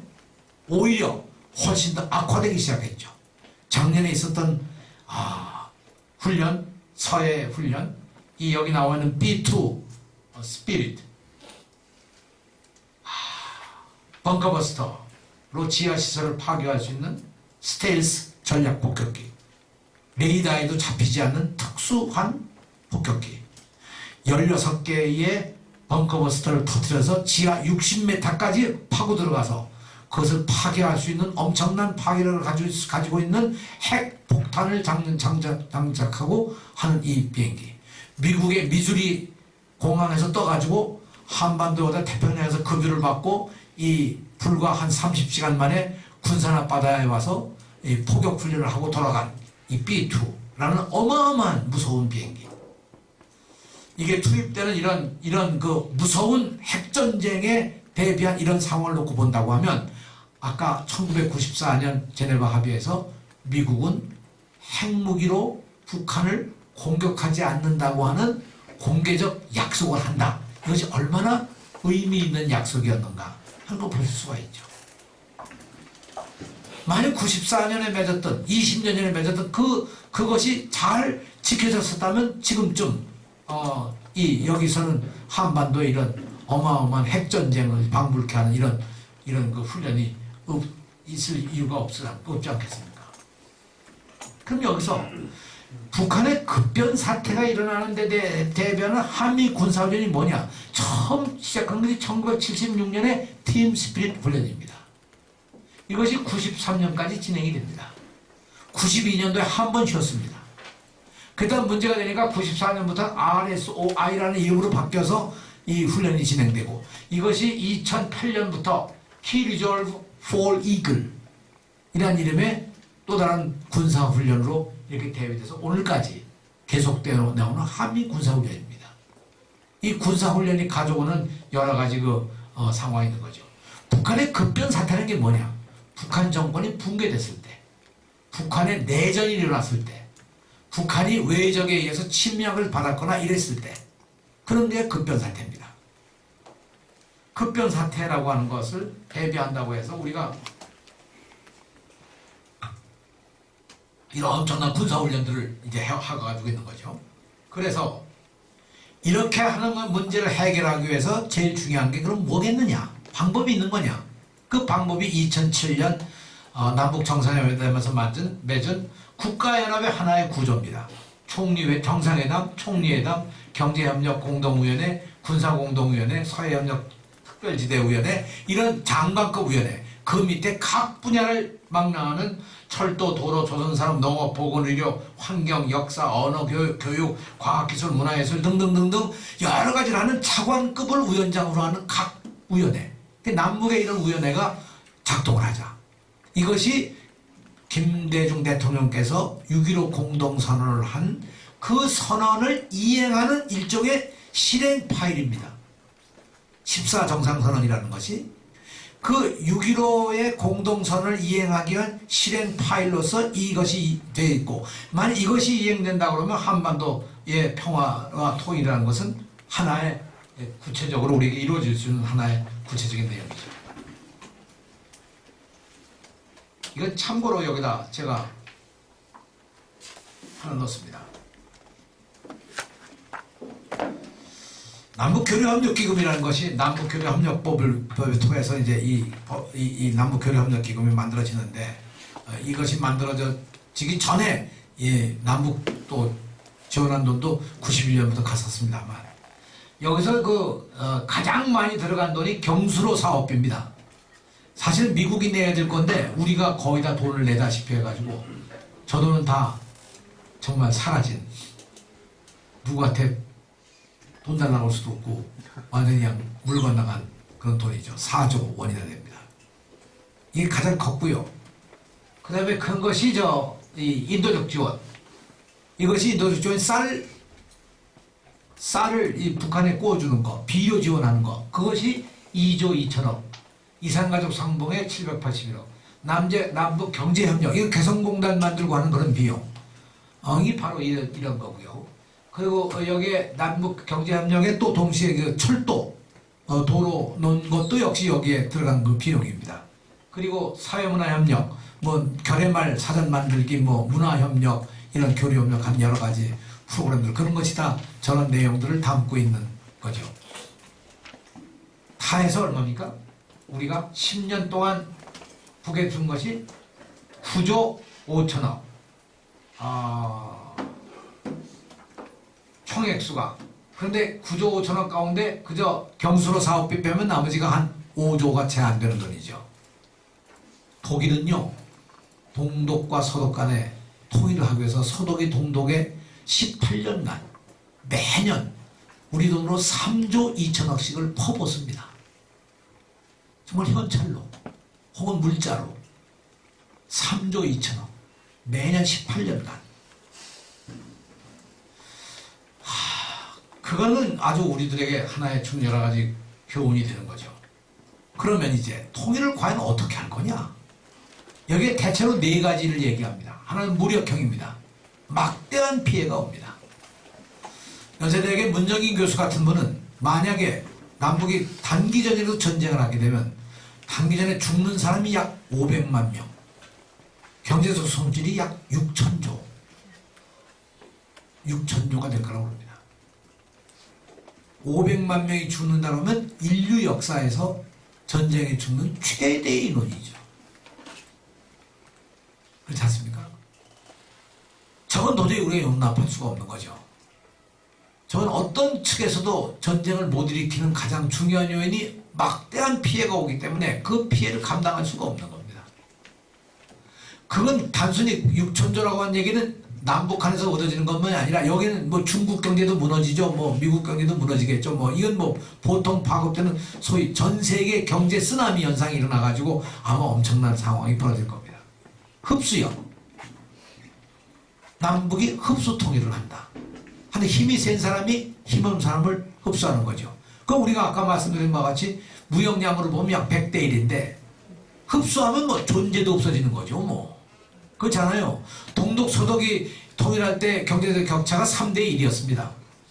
그것도 견디기가 어려웠는데 100대 1에서 견딜 수가 있나요? 못 견디는 겁니다. 존재가 없는 거죠. 이건 불가능합니다. 그러니까 이거는 아예 경제적으로 우리 흡수 통일하자 하면 그냥 무릎 꿇고 들어와라 하는 얘기죠. 너희 없으니까 들어오면 우리가 매사를 줄게, 책임있게 해줄게. 그것이 과거 이명박 정부의 정책이었고 지금은 잘 모르겠습니다. 대박 정치에서는 잘 제가 내용을 잘 파악하기 힘듭니다. 뭐가 내용인지. 합의요. 양쪽이 합의해서 하자. 자, 우리 통일하자. 마치 이해가 되는지 모르겠지만 김한길 대표와 안철수 대표가 둘이서 딱 손잡고 우리 통합합시다 하고 한 거나 비슷한 남북이 정상에 맞서 통합하자. 이 잘 안 됩니다. 왜? 내부의 강경 세력 때문에. 어떤 강경 세력? 군부 세력들 때문에. 실질적으로 어렵습니다. 가능성이 없는 거죠. 정당 간에는 무력이 없으니까 군대가 없잖아요. 정당 간에 군대가 없으니까 그렇게 할 수가 있겠지만 거기 권력만 있고 여기는 군대가 있으니까 도저히 안 되는 거죠. 이것도 어려운 얘기죠. 그럼 뭐가 있냐? 신탁형. 제3세계에 맡겨서 우리를 관리해주고 우리가 그동안에 통일을 하는 유엔 감시하에 뭐 하는 것 또는 어떤 제3의 국가가 하는 것 또는 제3의 국가도 다자가 가령 뭐 여러 나라가 한국을 어차피 이걸 잘 갈 수 있도록 중간 매개 역할을 하는 거죠. 이게 근데 가능하겠습니까? 미국과 중국이나 이런 주변 국가의 이해가 다르고 유엔에 이것이 가능하지 않은 거죠. 그러고 보면 이 네 가지가 다 어려운 얘기입니다. 아까 말씀드린 처음에 말씀은 분단을 해소할 수 있는 방법이라는 게 눈에 띄지는 않는 거죠. 그럼 여기서 우리가 어떻게 해야만 될까? 하나 쉬어가는 모습으로 모란능 공원에 소풍 나온 사람들이라는 것은 이 신은미 선생이 오마이뉴스에 늘 게재를 하고 있는데 이번에 4월 몇일 날 강연한다고 그러시죠? 오마이뉴스가 주최해가서 4월 16일이든가 10며칠이든가 강연한다고 그러는데 한번 가보시면 좋습니다. 이 북한의 이 순박한 사람들 앉아서 소풍 나와서 그 소박한 음식 놓고 먹으면서 사는 사람들의 모습을 보면서 마음이 좀 싸해지죠. 이건 저 백두산 내에 있는 산장마을, 우리도 뭐 산속에 가면 이렇게 조그만 마을이 있지만 거기서 연기 피어오르는 그런 평화스러운 모습을 우리가 볼 수가 있는 거죠. 통일은 가장 낮은 자들을 위한 배려 속에서 시작이 되어야 된다고 생각합니다. 가장 낮은 자. 무엇을 어떻게 할 것이냐? 북민관계 연결을 풀릴 수 있을 것이냐? 양자회담도 육자회담도 실패한 상황에서 과연 대안은 무엇일까? 아까 말씀드린 바와 같이 94년 제네바 합의부터 2014년까지 20년 동안 결국은 모든 게 실패한 거죠. 그때의 주역들은 거의 다 세상을 뜨고 물론 클린턴은 아직 남아있지만 뭐 아무 역할이 없는 거죠. 여기서 대안이 뭐냐? 이렇게 보니까 결국은 풀어낼 수 있는 가장 중요한 건 남북이 주도적으로 풀 수밖에 없지 않느냐. 처음 돌아가서 제가 문익환 목사께서 이 사의선을 낸 것, 그 이전에 한국기독교교회협회가 88선을 낸 것, 교회가 80년대에 했던 이 선구적인 노력들, 이것이 결국 한반도의 통일을 위한 남북기본합의서를 만들어내고 그것이 한반도를 어떻게 주도했던 하나의 힘이 됐던 것처럼 지금도 돌이켜보면 역시 그 역사밖에 없는 거 아니냐. 남북이 이걸 풀어가는, 다시 말하면 남북이 하나의 민족이라는 관점에서 이걸 풀어나가는 길밖에 없지 않겠느냐. 그러면 그럴 때 과제가 뭘까? 저는 가장 중요한 과제가 역시 개념으로 본다면 과제는 종전과 평화협정을 맺는 것, 맨 위에 있는 이게 가장 필연적으로 필요한 얘기고요. 이것과 함께 진행되어야 될 것이 결국 맨 아래에 있는 경제협력과 단계적 발전을 함께 우리가 가져가야 될 과제. 이것은 문익환 목사님이 말씀하셨던 정치 군사회담과 경제협력을 함께 가야 된다는 그 원칙과 같은 맥락에서 보여지는 것이죠. 그래서 결국 이루는 것은 평화적 통일인데 이 통일의 모습은 일단 우리가 내다볼 수 있는 것은 남북연합체제가 아닐까. 처음에 얘기한 네 가지 그 분단의 내용을 다 담지는 못하지만 서로 교류하고 협력할 수 있는, 서로를 존중하는 그런 단계로 가는 것이 결국 유일한 하나의 길이 아니겠느냐, 이런 생각을 해봅니다. 여러분 고맙습니다.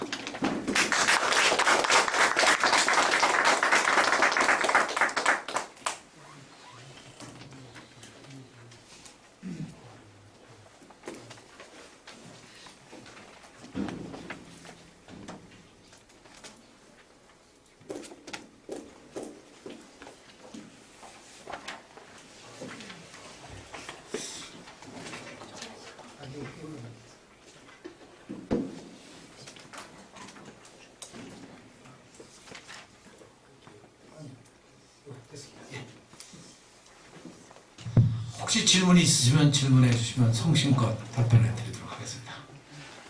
4시까지? 네, 제가 직접 그냥 할게요. 네. 목사님 앉아주시면. 네. 종문이. 지금 가장 막혀 있는 것이 이제 핵 문제인 것 같은데, 지난번 드레스덴 그 박근혜 대통령이 구상을 발표를 했을 때에도 그 비핵이 전제가 되어 있거든요.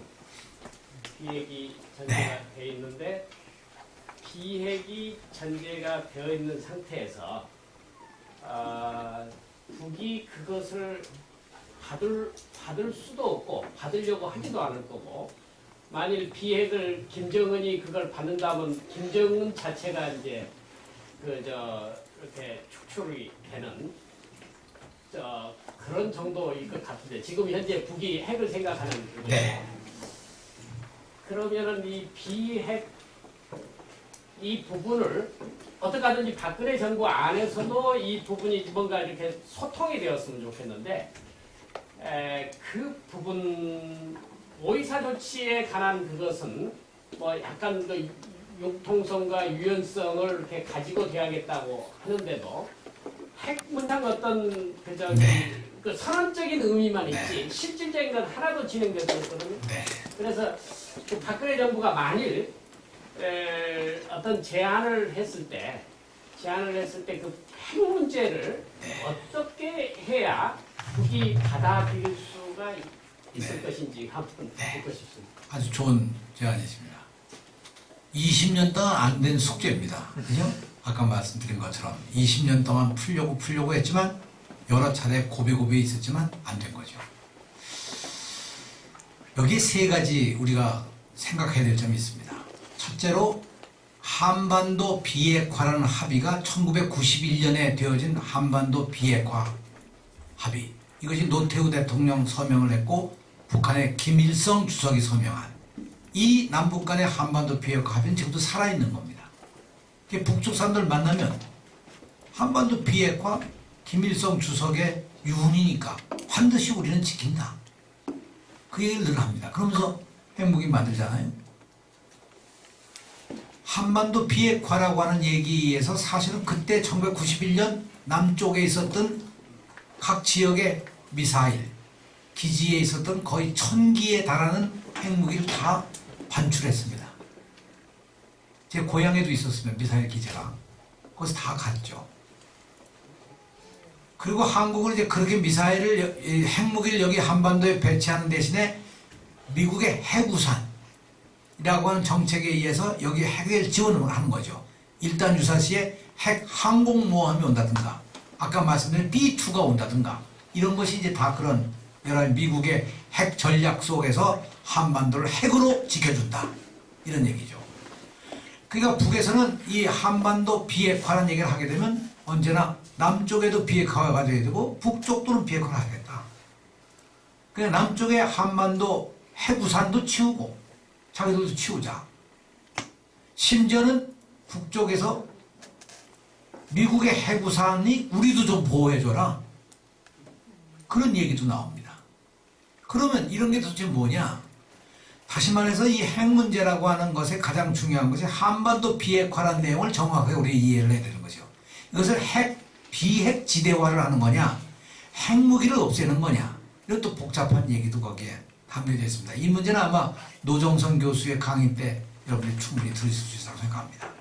두 번째, 북한의 핵이라고 하는 것은 100% 미국과의 갈등 속에서 만들어진 생성된 하나의 괴물입니다. 핵무기는요. 북한이 처음 시도할 때 우리가 잘은 모르겠지만 북한은 전력을 생산하기 위한 실험용 원자로를 영변에 처음 5메가와트를 시작한 겁니다. 아주 초라한, 소련에서 들여온 아주 초라한 5메가와트의 흑연 감속로를 처음에 시험용을 가동한다고 5메가와트를 하고 200메가와트의 원자로는 계획으로만 있었고 이게 공사할 준비는 돼 있었지만 있었고요. 이때 북한의 핵은 결국은 처음에는 이런 어떤 무기 생산보다는 전력 생산을 위한 목적으로 있다가 이것이 미국과의 관계 속에서 차츰 발전하면서 결국 미국과 북한 간의 외교적 혹은 서로 대립하는 관계에 있어서 하나의 가장 중요한 이 흥정할 수 있는 중간 매개 역할을 하기 시작한 거죠. 그래서 이것은 북이 늘 얘기하는 것처럼 미국이 북한에 대한 핵 공격을 공식적으로 하지 않겠다는 얘기를 지켜주지 않는 한 우리는 핵무기를 없앨 수가 없다. 그겁니다. 미국은 아니다. 너희들 핵무기를 없애면 우리가 공식적으로 너희를 핵 공격을 하지 않을 테니 너희가 먼저 해라. 북한은 우리 먼저 못한다. 이런 선후의 문제도 있고요. 어쨌든 이것은 미국의 핵 공격에 대한 북한에 있어서의 보장이 없는 한 자기들은 할 수가 없다. 그래서 우리 정상회담 할 때 중간에 김계관 부상이 일부러 들어와가지고요. 우리 김정일 국방위원장이 우리 대통령에게 양해를 구하고서 데리고 들어와서 그 사람이 들어와서 얘기하면서 마지막 얘기가 바로 그런 얘기들입니다. 핵 문제에 대해서 얘기를 한 거죠. 이건 대화록에 다 나와 있으니까 한번 읽어보시죠. 참 좋은 나라입니다. 그 대화록이 다 있어서 읽을 수 있습니다. 뭐라고 말도 못하겠는데 여기서 제가 하나 좀 억울한 얘기 하나 하고 지나가죠. 이런 대화록이나 이런 내용에 대해서는 정확하고도 분명한 설명을 해야만 됩니다. 특히 장관으로서는. 첫째, 그 당시 정문원 의원이 주장했던 비밀 녹취록이나 비밀 대화록은 없었습니다. 여러분이 다 아시는 바와 지금 밝혀진 거 아니겠습니까? 제가 처음에 얘기할 때도 비밀 녹취록과 비밀 대화록 없다. 두 번째, 녹취록이 사실상 완성되지 못했습니다. 녹음이 잘 안 됐습니다. 녹음이 안 돼가지고 녹취록이 완성되지 못해서 녹취록은 실제 완성본이 없고 대화록만 있는 거죠. 그것도 사실입니다. 저한테도 얘기할 때 대화록은 있다. 다만 녹취록이 없을 뿐이다. 이 얘기는 했는데 이거에 대해서도 저보고 거짓말이라고 그래요. 세 번째, NLL 논의가 있었느냐? 저는 정상회담이라는 데는 반드시 의제가 설정됩니다. 저희가 미리 의제를 다 제시했습니다. 의제에 NLL 의제가 없었습니다. 처음부터. NLL 의제를 놓으면 이 회담은 안 됩니다. 그래서 제가 통일부 국회에 가서 업무 보고를 할 때 10월 4일날 회담 마치고 와서 10월 5일날 가서 회담 보고를 할 때 NLL 논의가 있었느냐? 그때 내가 NLL 의제가 없었다. 아주 분명히 그렇게 내가 보고를 했습니다. 그랬더니 뭐 NLL 얘기를 했는데 왜 NLL이 없다고 얘기하냐? 저건 성공의 신부가 어떻게 거짓말을 하냐? 뭐 별의별 얘기 다 하고 뭐 지금까지 그러는데 저는 뭐 제 양심에 제 장관으로서의 분명한 이 업무적 표현으로 NLL 의제가 아니었고 그 NLL 의제는 토의된 바가 없는 거죠. 네 번째, 우리 대통령이 마음속에서도 NLL을 움직인다든가 NLL을 어떻게 변경시킨다든가 이런 생각도 없었고 그런 의도도 없었고 그런 의지의 발언도 없었습니다. 여러분 다 살펴보십시오. 그러니까 실제로 NLL이 뭐 바뀌었나 변했나 지금 뭐 실제 정상회담 한 다음에 가령 북에서라도 옛날 너희 합의했는데 NLL 바꿔야 되지 않겠냐? 너희 남쪽으로 내려간다 그랬으니까 내려가라. 뭐 이런 얘기가 나왔습니까? 그러니까 실제로 회담에서 우리 대통령이 얘기한 대화록을 잘 보시면 아시지만 NLL을 변경시킨다는 하는 얘기가 없었던 것이죠. 그건 NLL에 대한 토의가 없었던 겁니다. 언급은 있었겠죠. NLL에 대한 얘기는 왜? 서해 평화협력 특별지대를 얘기하고 그러려면 자연히 그 얘기를 안 할 수가 없어요. 그 얘기는 했지만 그 문제에 대한 의제를 통한 토의라는 거 없었다는 뜻이었는데 지금까지 그게 이제 꼬리표를 달고 나서 가지고 저를 괴롭히는 일 가운데 하나입니다. 백태진 총무님의 질문에 괜히 딴 길로 빠져서 미안합니다. 마지막으로 북핵 문제는 북미 관계 속에서 해결될 문제지 남북 관계에서 해결될 문제가 아닙니다. 우리는 이 문제를 해결하기 위해서 접근한다면 미국과 북한 간에 이 문제를 해결할 수 있도록 환경과 조건을 만들어가는 거죠. 그렇게 할 수 있도록. 그러니까 사실 이것도 대통령이 얘기하는데 가장 적절한 표현이라면 난 이렇게 했으면 좋겠다는 생각입니다. 북한이 핵 문제를 해결할 수 있도록 우리가 여러 가지 조치들을 하고 환경과 이런 것을 만들어가도록 하겠다. 이걸 협력해서 만들어가보자. 그러면 이것은 비교적 정확한 표현이 될 수 있을 거예요. 너희가 핵을 포기하지 않으면 다른 아무것도 없다.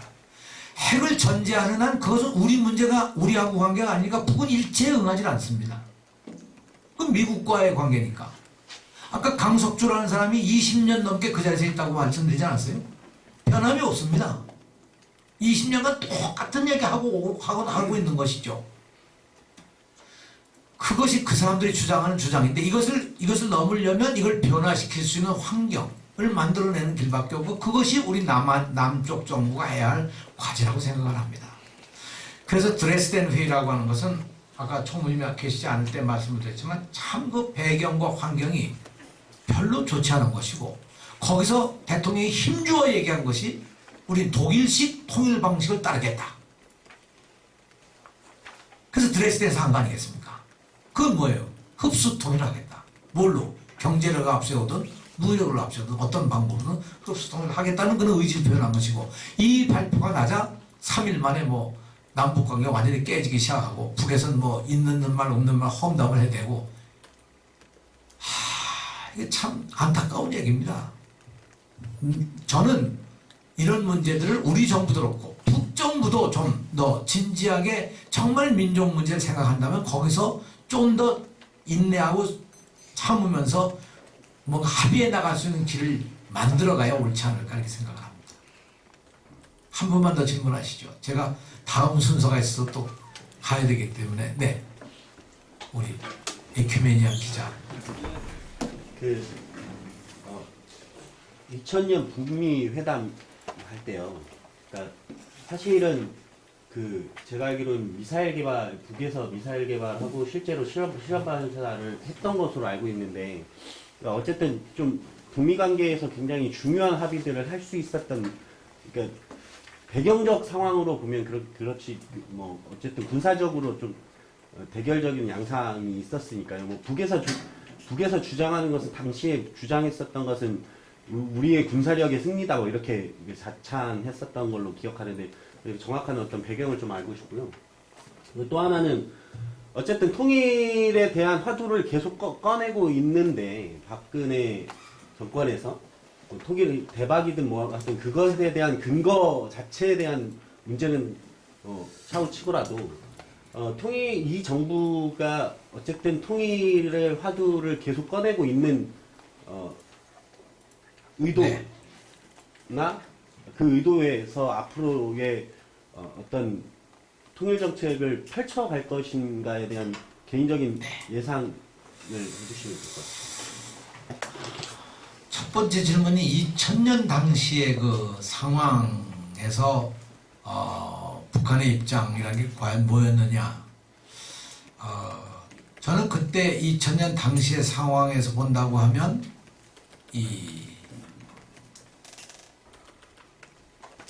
북한으로서는 경수로 완공을 앞두고 일종의 미국과 마지막 어떤 평화적 관계를 만들기 위한 관계 개선에 나선 것이 아니었을까. 그리고 실제로 당시에 이렇게 된 배경 속에는 한국 정부가 만들어 왔던 그동안의 한반도 평화 프로세스라고 하는 한국 정부가 만든, 이건 다른 얘기 아닙니다. 한국이 미국과 일본과 함께 한반도 평화 문제를 포괄적으로 북과 합의해서 나가도록 한다 하는 게 큰 틀의 우리 정부가 가지고 있던 당시의 이 내용이었습니다. 이 내용을 가지고 우리 정부가 미국과 일본을 설득하고 합의를 했습니다. 이 합의가 후에 미국의 국무장관으로서 이 문제를 풀었던 그 페리 프로세스라는 말로 됩니다만, 그때 페리가 그 특사가 와서 우리 대통령에게 한 말이 한국의 제안을 거의 100% 자기들이 수용한 것으로, 그것이 결국 한반도에 그 당시에 변화시킬 수 있는 하나의 상황이었습니다. 나는 속으로 지금도 볼 때 북이 그럼 누구를 제일 두려워하는 거냐? 결국 제일 두려워하는 건 남이라고 생각합니다. 미국도 아닙니다. 그럼 미국이 왜 나오냐? 미국은 남쪽 뒤에 있으니까. 그래서 그때가 제일 남북 간에 평화스러울 때입니다. 이 김대중 대통령 당시에 임동원 씨가 당시 이 남북을 왔다 갔다 하면서 논의하고 미국을 다 설득하고 해서 당시에 나왔던 이 평화 프로세스. 이것은 이 임동원 장관의 회고록인 그 피스메이커라는 책 속에 아주 자세히 나와 있으니까 한번 꼭 보시기 바랍니다.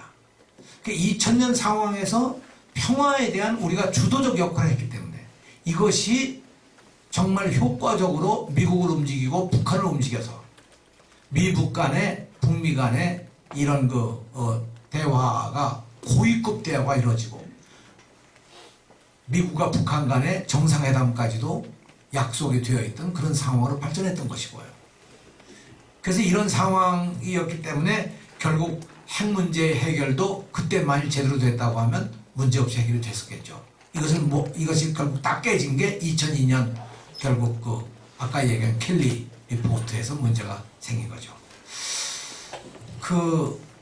두 번째 얘기에 우리 박근혜 정부가 과연 어떤 의지를 갖고 있느냐는 거에서 저는 참 안타까운 것이 그 신뢰 프로세스라는 말을 나올 때 전 기대를 걸었습니다. 또 이것이 뭔가 상황을 바꾸어 주길 바랬습니다.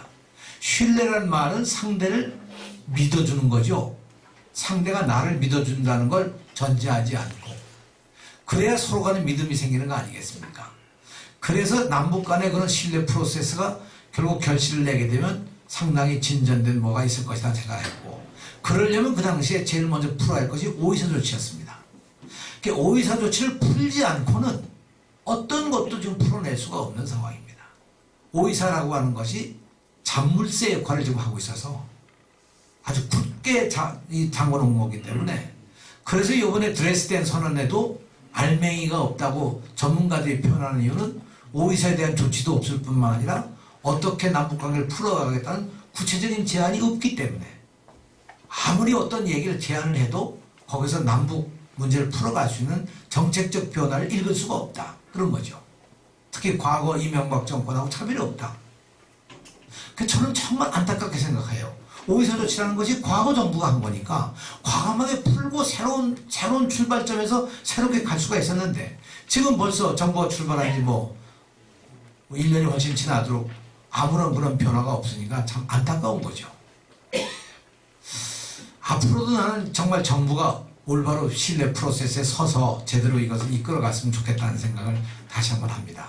오늘 이가 개강이기 때문에 어쩌면 제가 그동안의 한반도의 문제의 흐름에 대한 한 축을 설명해 드린 거고요. 지난 20년 동안 결과는 모든 대화의 노력, 모든 관계 개선, 모든 핵 문제 해결을 노력했지만 현 시점에서 결국 실패다. 이 실패의 원인이 어디에 있었느냐 하는 걸 비교적 좀 규명하려고 했고, 그리고 이런 거의 배경은 결국 분단이고, 분단을 해소하기 위한 그동안의 여러 노력들이 결국은 제대로 맥을 잇지 못한 이유는 뭘까? 그것은 아직도 우리가 분단 당시에 있었던 1945년 해방 당시의 상황과 지금의 상황을 보면 큰 변화가 없는 거죠. 이게 안타까운 겁니다.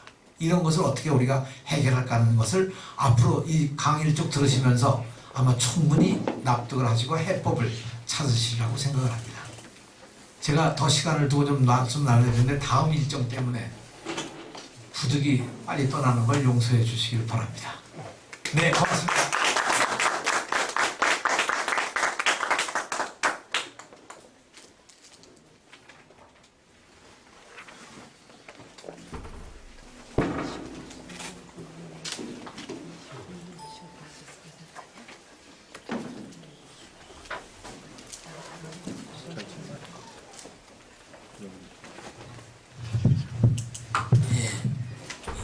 평화통일 아카데미 개강을 이렇게 하면서 첫 강의를 해주신 우리 이재정 시민에게 다시 한번 뜨거운 박수 부탁드리겠습니다.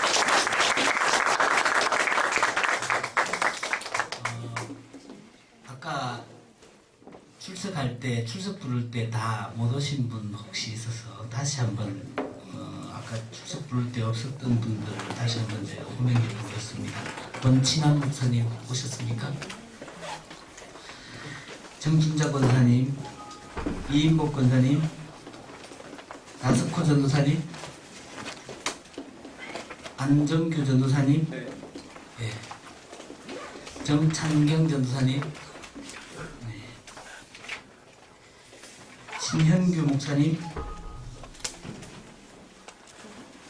황석현 전도사님, 박영락 목사님, 네. 분이 또 오셨네요. 오늘 여기까지 마쳤고요. 예, 바쁘셔서 지금 예.